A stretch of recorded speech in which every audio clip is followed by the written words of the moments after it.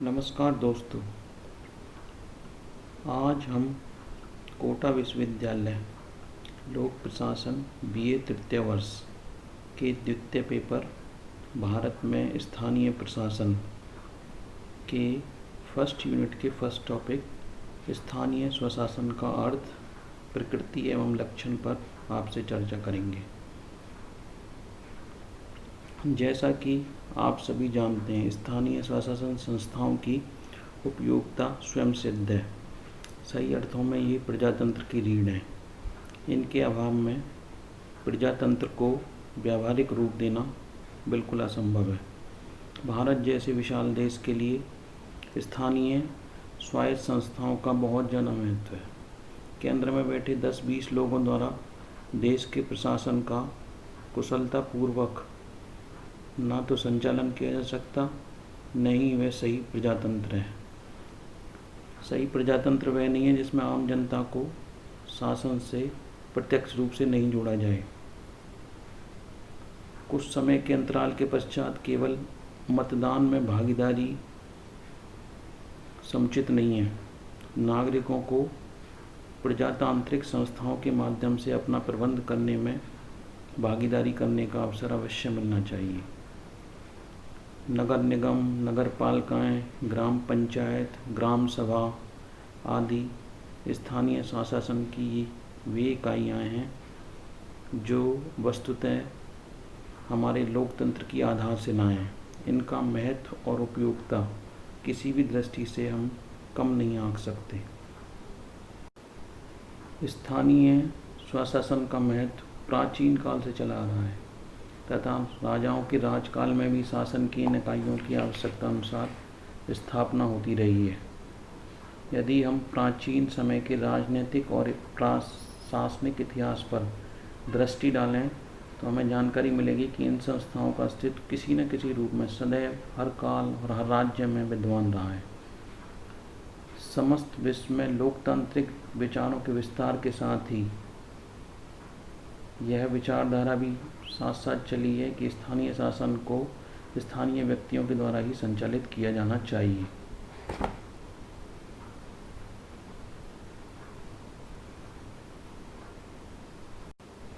उन्नीस सौ 1947 में हमारी स्वतंत्रता के तत्पश्चात ज्यों ही भारत एक सर्वप्रभुत्व संपन्न लोकतांत्रिक गणराज्य के रूप में उभरा, वैसे ही भारत की सरकार ने स्थानीय स्वशासन की व्यवस्था को अत्यधिक महत्व देना प्रारंभ किया। स्वतंत्र सरकार ने यह अनुभव कर लिया कि स्थानीय स्वशासन की इकाइयाँ वास्तव में लोकतंत्र की आधारशिलाएँ हैं। लेकिन एक चीज़ आप समझ लें कि 1993 तक, जिसे हम शासन का एक तीसरा स्तर कहते हैं, स्थानीय स्वशासन संविधान द्वारा सृजित या अधिकृत स्तर नहीं रहा है। स्थानीय स्वशासन से संबंधित इस लेक्चर में हम स्थानीय स्वशासन से संबंधित निम्न बिंदुओं पर विचार करेंगे। स्थानीय स्वशासन का अर्थ, स्थानीय स्वशासन की परिभाषा, स्थानीय स्वशासन की प्रकृति एवं स्थानीय स्वशासन के लक्षण। तो सर्वप्रथम अपन स्थानीय स्वशासन के अर्थ पर चर्चा करते हैं। जैसा कि आप शब्दों से ही समझ सकते हैं, स्थानीय स्वशासन का अर्थ है उस शासन व्यवस्था से जिसका संबंध किसी स्थान विशेष से है तथा जो उस स्थान विशेष के निवासियों द्वारा संचालित हो।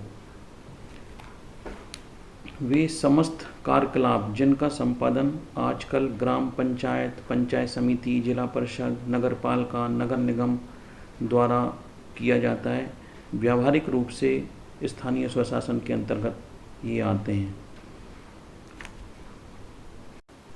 कुल मिलाकर अपन कह सकते हैं कि स्थानीय स्वशासन से का अर्थ उन संस्थाओं से हैं जो जनता द्वारा चुनी गई हैं, जिन्हें राष्ट्रीय या प्रांतीय शासन के नियंत्रण में रहते हुए नागरिकों की स्थानीय आवश्यकताओं की पूर्ति के लिए अधिकार और दायित्व प्राप्त होते हैं।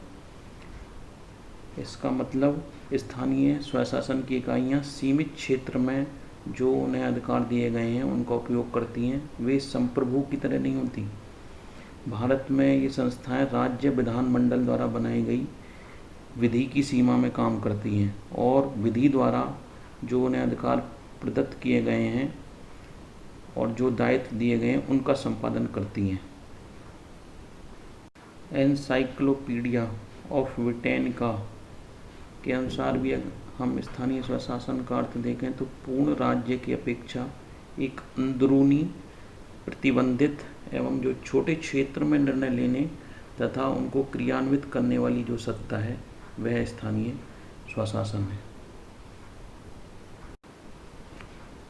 यहीं पर आप स्थानीय शासन और स्थानीय स्वायत्त शासन में भी एक दो डिफरेंस समझ लें, जिससे कि स्थानीय स्वशासन के कंसेप्ट को समझने में आपको आसानी रहेगी। स्थानीय शासन तो राज्य की जो नियमित प्रशासनिक व्यवस्था है उसका अभिन्न अंग है, लेकिन स्थानीय स्वायत्त शासन की जो संस्थाएं हैं वो राज्य की प्रशासनिक व्यवस्था का अभिन्न अंग नहीं है, बल्कि ये संस्थाएं राज्य के पर्यवेक्षण में काम करती हैं। इसी प्रकार स्थानीय शासन के जो कर्मचारी हैं वो तो लोक सेवा के सदस्य होते हैं, लोक सेवक कहलाते हैं, लेकिन जो स्थानीय स्वायत्त शासन के कर्मचारी हैं वो लोक सेवक की परिभाषा में नहीं आते। इन्हें अर्ध प्रशासकीय संस्थाओं के कर्मचारी अपन मानते हैं। स्थानीय प्रशासन में तो नौकरशाही अत्यधिक प्रभावशाली होती है, प्रभावी रहती है, लेकिन स्थानीय स्वशासन में नौकरशाही का प्रभाव न्यून रहता है। अब हम स्थानीय स्वशासन की जो परिभाषाएं विभिन्न विद्वानों ने दी हैं उन पे चर्चा करते हैं। तो इस क्रम में पहली गिलक्राइस्ट ने कहा है कि वे अधीनस्थ संस्थाएं हैं, लेकिन एक सीमित क्षेत्र में इन्हें कार्य की स्वतंत्रता है। These organs are essentially subordinate bodies, but they have independence of action within certain state limits. इसी क्रम में एल गोल्डिंग की परिभाषा भी अपन देख सकते हैं, जिन्होंने ये कहा है कि यह एक बस्ती के लोगों द्वारा अपने मामलों का स्वयं ही प्रबंध है। ये भी एक बहुत अच्छी परिभाषा है। इसी प्रकार एडी आशीर्वादम की परिभाषा अपन देखें स्थानीय स्वशासन के संबंध में, तो उन्होंने कहा है कि स्थानीय स्वशासन केंद्र सरकार या राज्य सरकार के अधिनियम द्वारा निर्मित एक ऐसी प्रशासकीय इकाई है जिसमें नगर या ग्राम, जहां एक क्षेत्र की जनता द्वारा निर्वाचित प्रतिनिधि होते हैं और जो अपने दायित्व क्षेत्र की सीमाओं में प्रदत्त अधिकारों का उपयोग लोक कल्याण के लिए करते हैं। तो उन्होंने स्थानीय स्वशासन को इस प्रकार से परिभाषित किया है। कुल मिलाकर अपन कह सकते हैं कि सभी जो परिभाषाओं का अगर अपन एनालिसिस करें तो बेसिकली स्थानीय क्षेत्रों का प्रशासन जब वहाँ के निर्वाचित प्रतिनिधियों द्वारा चलाया जाता है तो उसे स्थानीय स्वशासन की संज्ञा दी जाती है। ग्रामीण और नगरीय ये दोनों क्षेत्रों के लिए पृथक पृथक स्थानीय क्षेत्र संस्थाओं का स्वशासन संस्थाओं का गठन किया गया है। तो अपन आगे जब इनकी प्रकृति देखेंगे तब अपन इस पर आगे डिस्कस करते हैं। जैसा कि आप इस चार्ट में देख रहे हैं कि स्थानीय स्वशासन की जो संस्थाएं हैं वो ग्रामीण क्षेत्र में ग्राम पंचायत, जनपद पंचायत या नगर पंचायत और जिला पंचायत, जबकि नगरीय क्षेत्र में नगर निगम, नगर पालिका और नगर पंचायत। इस प्रकार से ये त्रिस्तरीय व्यवस्था जो है ये 1993 में जो 73rd और 74th अमेंडमेंट संविधान में लागू हुआ उसके पश्चात ये व्यवस्था आई है।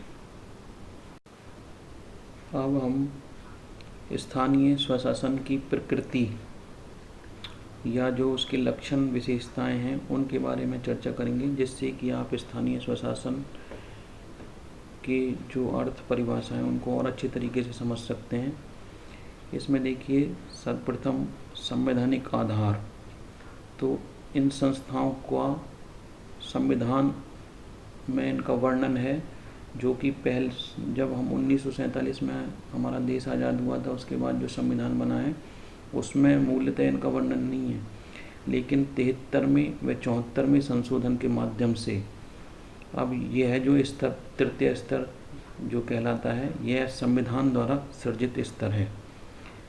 नंबर 2, ये संस्थाएं जो हैं ये राज्य के विधानमंडल के अधिनियम द्वारा जो इनके संगठन व कार्य क्षेत्र का निर्धारण किया जाता है, अतः इनकी जो स्वरूप है वो सांविधिक है, यानी कानूनी प्रवृत्ति युक्त है। तृतीय, ये संस्थाएं एक सीमित क्षेत्र में इनको कार्य करने की आज़ादी होती है, तो ये एक जो इनका कार्य क्षेत्र प्रदत्त है उसमें स्वायत्तता प्राप्त होती हैं। नेक्स्ट, ये संस्थाएं जो संघ सूची और राज्य सूची और समवर्ती सूची, 3 सूचियाँ हमारे संविधान में वर्णित की गई हैं, उनमें से ये राज्य सूची के विषय के अंतर्गत आती हैं। अतः जो इन पे राज्य सरकारों का निर्देशन, पर्यवेक्षण व नियंत्रण रहता है। नेक्स्ट, ये संस्थाएं जब से अस्तित्व में आई हैं तब से ही वित्तीय कठिनाइयों से जूझ रही हैं। इन संस्थाओं में सदैव धन का अभाव रहता है। धन के अभाव की इस स्थिति के अनेक कारण हैं, जिनका अपन आगे चल के इनकी चर्चा करेंगे। इन संस्थाओं में जो राजनीतिक हस्तक्षेप है उसका भी इनको सामना करना पड़ता है। इन संस्थाओं का जो दैनिक कामकाज है उसमें जो राज्य की पदासीन सरकार है वह उचित अनुचित तरीके से हस्तक्षेप करती रहती है।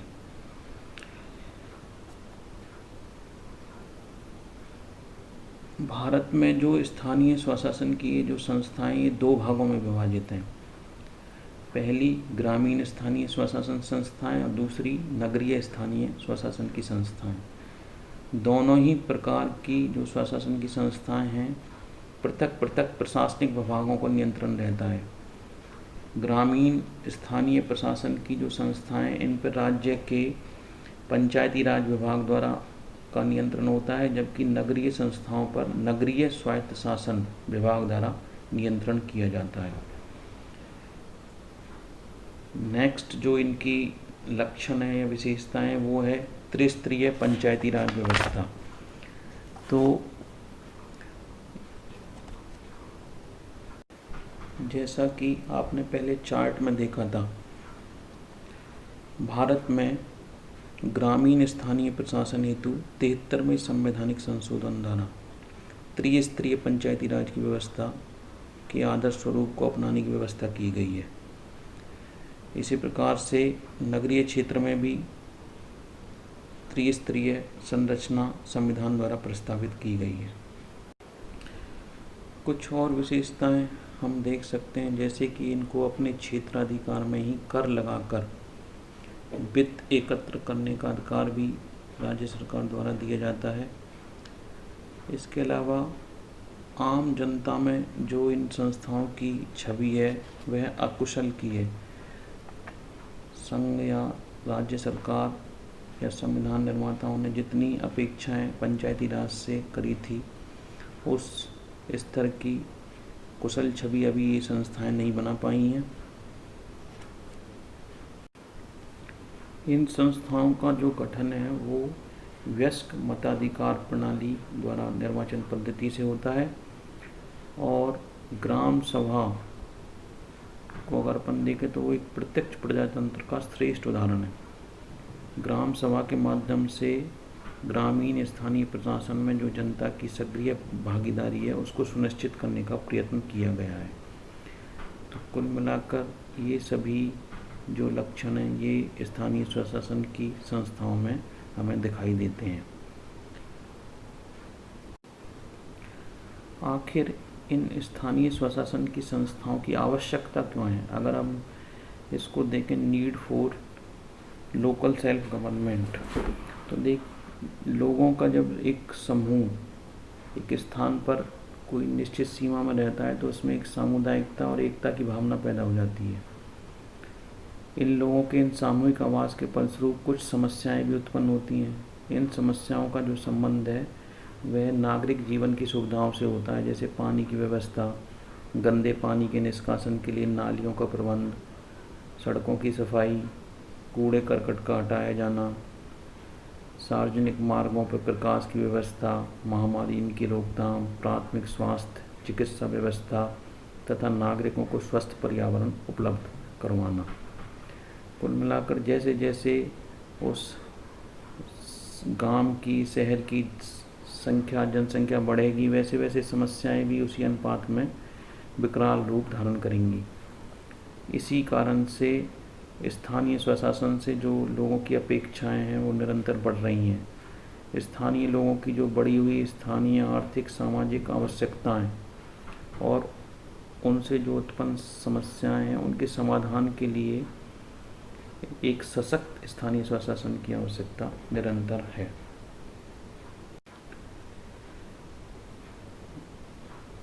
नेक्स्ट वीडियो में हम स्थानीय स्वशासन संस्थाओं का जो महत्व है उसके बारे में डिस्कस करेंगे। Thank you very much.